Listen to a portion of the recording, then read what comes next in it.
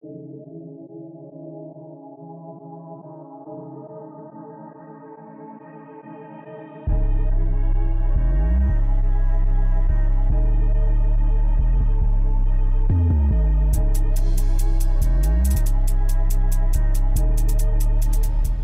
faut que ça s'arrête.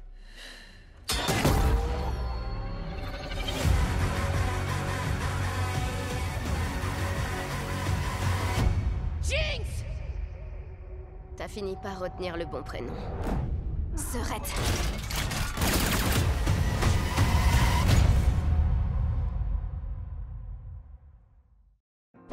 Salut à tous et à toutes, c'est Seth, et aujourd'hui on se retrouve pour parler de la bande-annonce de la nouvelle saison d'Arcane sur Netflix. Alors si vous n'avez toujours pas vu les trailers, je vous invite à revenir une fois que ce sera fait, ça vous évitera d'être spoilé contre votre plein gré. Il est également possible que je spoil en parlant de ce qu'il pourrait se passer dans cette saison. Sachez que ce n'est pas mon intention, je préfère prévenir. Alors déjà, je ne m'attendais pas à un trailer aussitôt. Mais en plus, je suis vraiment tombé dessus au pif. Ça faisait 3-4 heures qu'il était sorti, et c'est en me baladant comme ça sur YouTube que je l'ai vu. J'ai d'abord cru à un faux trailer, j'ai tout le temps des chaînes dans mes recommandations YouTube qui sont spécialisées dans les fausses bandes annonces. Mais quand j'ai vu que c'était le compte officiel de Netflix, mais j'ai pété mon crâne. Arcane, c'est typiquement la série dont j'attendais pas grand chose, et qui m'a mise sur le cul. Comme beaucoup d'entre vous, le 3e épisode m'a retourné le cerveau. Vraiment, la qualité du scénario, les musiques, la mise en scène, le développement des personnages, sa galerie de personnages justement qui était juste géniale. Mention spéciale à Silco qui reste mon perso préféré de la série, comme beaucoup j'ai l'impression. Le Boog était un véritable enfoiré, mais son affection pour Jinx et sa réelle volonté de libérer le peuple de Zone le rendaient très intéressant à suivre. Et puis bordel, sa première apparition à la fin de l'épisode 1, avec son œil qui brille dans l'obscurité, son attitude de boss de l'underground et son design. Bref, vous l'aurez compris, comme beaucoup, j'ai surkiffé cette première saison et ses personnages. D'ailleurs, j'ai eu un peu peur parce qu'il avait été plus ou moins dit que la prochaine intrigue se déroulerait dans d'autres lieux avec d'autres personnages.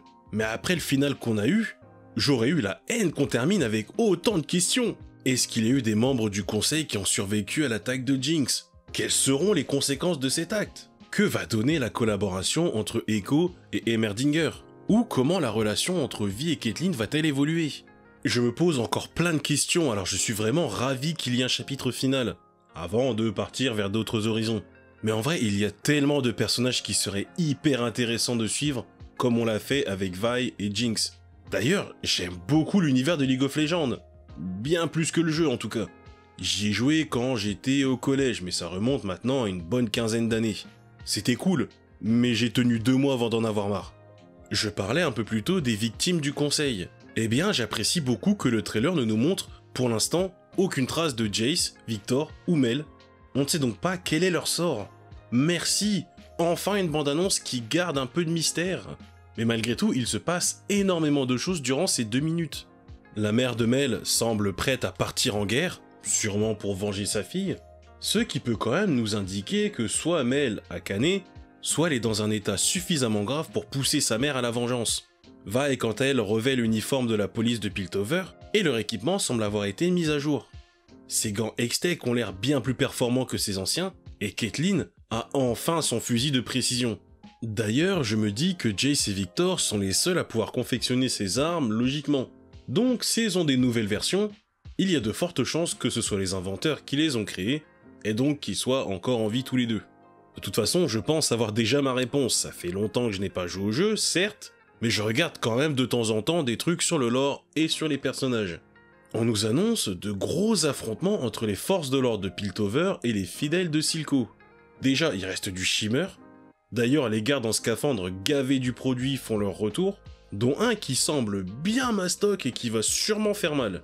Et en parlant de faire mal, on a un aperçu de Warwick. Et je sais que beaucoup l'attendent depuis un moment, on a tous la même théorie je pense.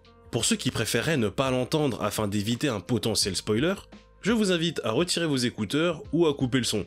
Le minuteur qui s'affiche à l'écran vous indiquera quand vous pourrez revenir de façon safe.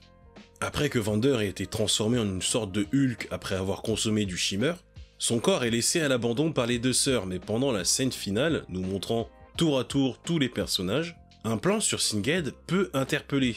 Il est assis dans son laboratoire et regarde une photo, vraisemblablement une photo de sa fille, et il lève les yeux vers une créature qui rappelle quand même fortement Vander. Et le petit teaser sorti en janvier confirme quand même pas mal cette théorie. D'ailleurs, j'en profite pour parler de certains plans que je trouve absolument magnifiques. Dans le teaser de Warwick, c'est clairement ce plan. J'aime beaucoup son atmosphère glauque, en mode vieux laboratoire souterrain, sombre et humide. Forcément, en deuxième, ça sera le plan de Jinx face à Vi. Tu sens que les retrouvailles vont être bien mouvementées. Vi semble avoir tiré un trait sur sa sœur, elle l'appelle Jinx et non Powder. Et vu son expression, je pense que ça faisait longtemps qu'elle voulait lui mettre une bonne mandale. Et en dernier, le plan sur le mur avec la peinture de Jinx. Déjà, la peinture est belle, mais en plus elle a un petit côté libératrice des opprimés. Comme je doute que ce soit elle qui ait peint ça, cela voudrait dire qu'il y a des gens qui la soutiennent et voient en elle leur Marianne. Avouez que la ressemblance est quand même frappante.